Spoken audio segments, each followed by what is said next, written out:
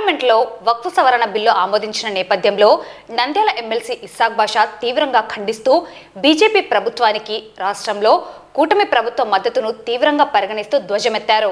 ఈ మేరకు స్థానిక కార్యాలయంలో మీడియా సమావేశం నిర్వహించారు. ఈ సమావేశంలో నంద్యాల మున్సిపల్ చైర్పర్సన్ మహబూనిసా, వైఎస్ఆర్సీపీ కౌన్సిలర్లు ఆరిఫ్ నాయక్, సమద్ కలాం, వైసీపీ మైనార్టీ నాయకులు గన్ని కరీం, నవభారత్ హుసేన్, మార్కెట్ కలాం, సోహెల్ రాణా తదితరులు పాల్గొన్నారు.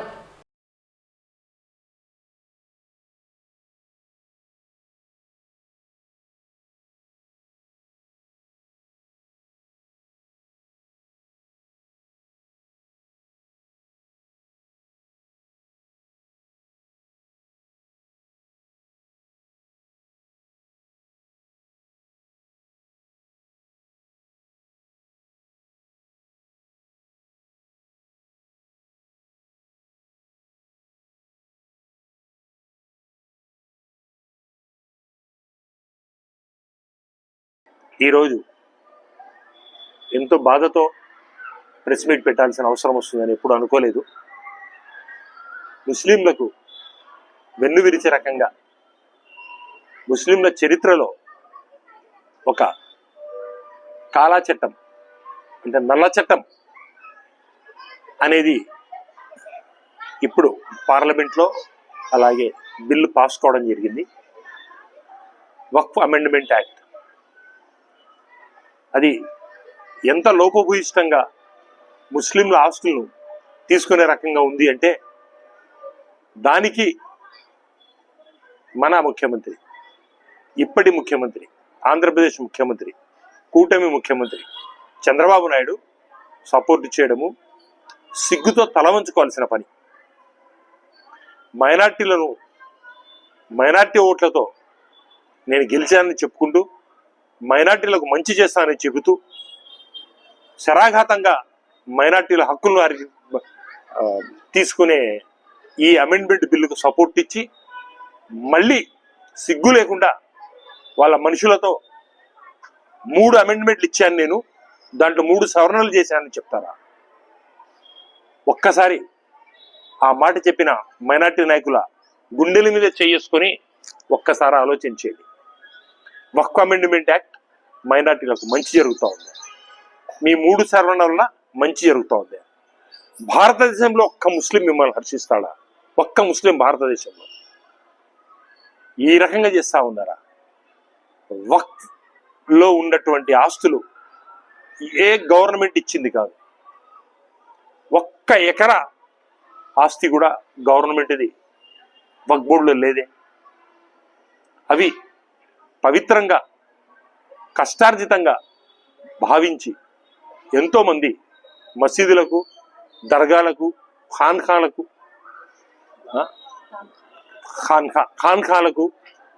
ఆషుర్ఖానాలకు అన్నిటికీ ఇచ్చిన ప్రాపర్టీస్ అవి. వాళ్ళ సొంత కష్టార్జితం ఇచ్చారు.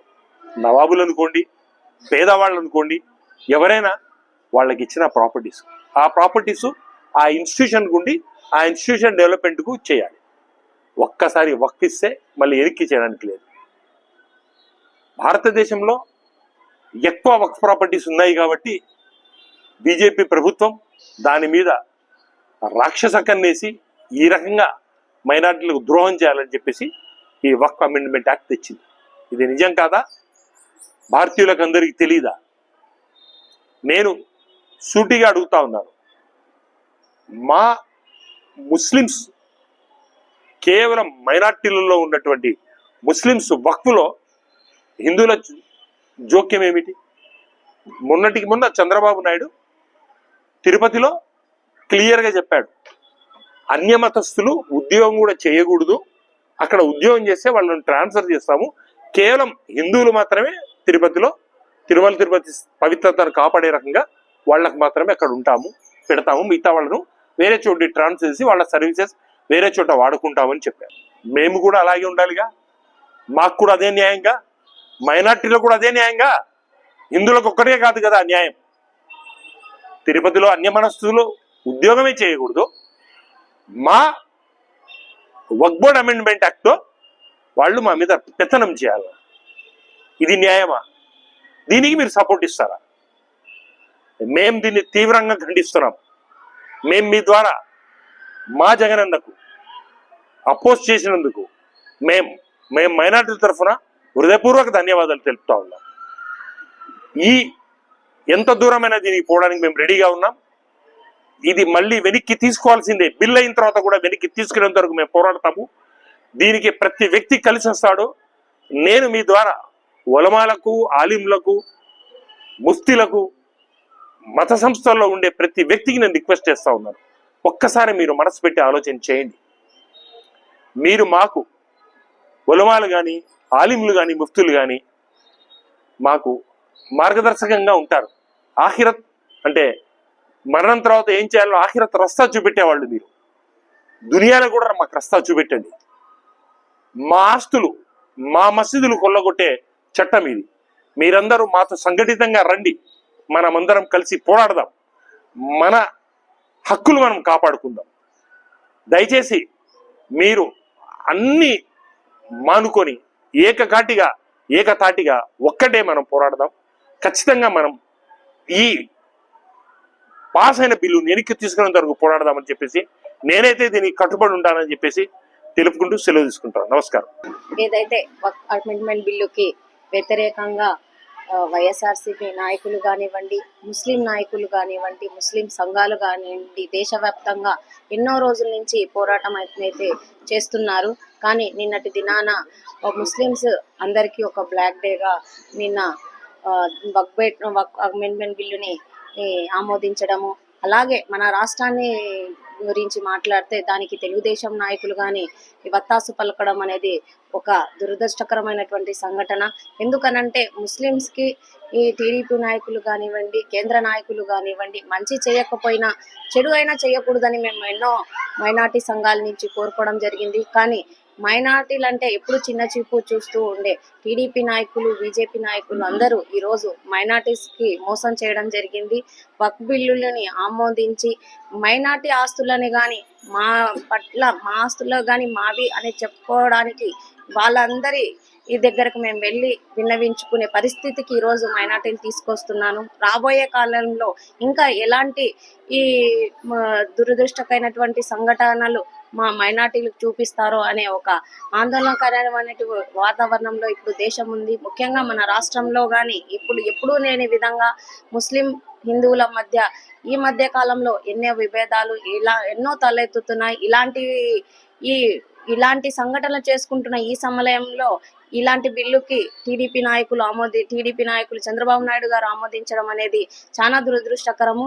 మేము గట్టిగా ఈరోజు టీడీపీ వాళ్ళని కానీ అడుగుతున్నాము, ఖచ్చితంగా ఏదైతే రాష్ట్రంలో మైనార్టీ పట్ల ఉంటాము, మైనార్టీలకు మంచి చేస్తామని చెప్తూనే వాళ్ళకు వెన్నుపోటు పొడుస్తున్న చంద్రబాబు నాయుడు గారికి అయితే మైనార్టీస్ తరఫున గట్టిగా బుద్ధి చెప్తామని ఈ సందర్భంగా తెలియజేసుకుంటున్నాను. నిన్న పార్లమెంట్లో వక్ఫ్ బోర్డు అమెండ్మెంట్ బిల్ కోసం ఎలక్షన్ జరిగినప్పుడు ముస్లింల కోసం మేము ముందరుంటాము, ముస్లింల పక్షాన మేము నిలబడతాము, ముస్లింల అభివృద్ధి కోసం మేము పాటుపడతామని చెప్పి నారా చంద్రబాబు నాయుడు గారు నిన్న బీజేపీకి వత్తాసు పలుకుతూ ముస్లింలకు ఎప్పట్లాగే మామూలు ఎలాగైతే వెన్నుపోటు పెడతారో అలాగే ముస్లింలు కూడా నిన్న వెన్నుపోటు పడవడం మనం అందరం చూసాము. అయినా ఆయనకు వెన్నుపోటు పడవడం కొత్త కాదు, మనం చూడడం కొత్త కాదు. మనం ఆలోచించాల్సింది ఏమంటే అలాంటి వెన్నుపోటుదారుని మళ్ళీ ముఖ్యమంత్రి చేసుకోవడం మన దౌర్భాగ్యం. ఆ దౌర్భాగ్యాన్ని మనం కంటిన్యూ చేసుకోవడం మన దరిద్రం. అలాంటి వ్యక్తులకి బుద్ధి వచ్చేలా అమెండ్మెంట్ బిల్లు మళ్ళీ రిజెక్ట్ చేసేలా ఒక నయా పంథాలో, కొత్త వేలో, కొత్త పద్ధతిలో మేమందరం ఐకమత్యంగా రాష్ట్రంలోని ముస్లిం సంఘాలను అందరినీ కలుపుకొని, ముస్లిం నాయకులను అందరినీ కలుపుకొని, సామాజిక కార్యకర్తలను అందరినీ కలుపుకొని నారా హమారా వక్ఫ్ హమారా అనే నినాదంతో ఖచ్చితంగా ఒక ప్రోగ్రాం చేస్తాము.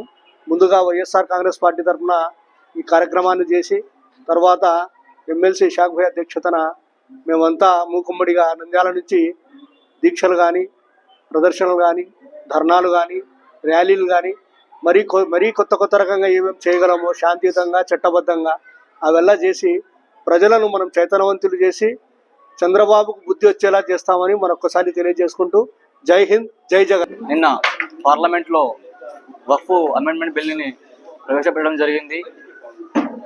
దానికి మన వైఎస్ఆర్సీపీ ఎంపీలందరూ వ్యతిరేకించి ముస్లింల పక్షాన నిలబడ్డారు. వారందరికీ మేము హృదయపూర్వకంగా ధన్యవాదాలు తెలుపుతున్నాము.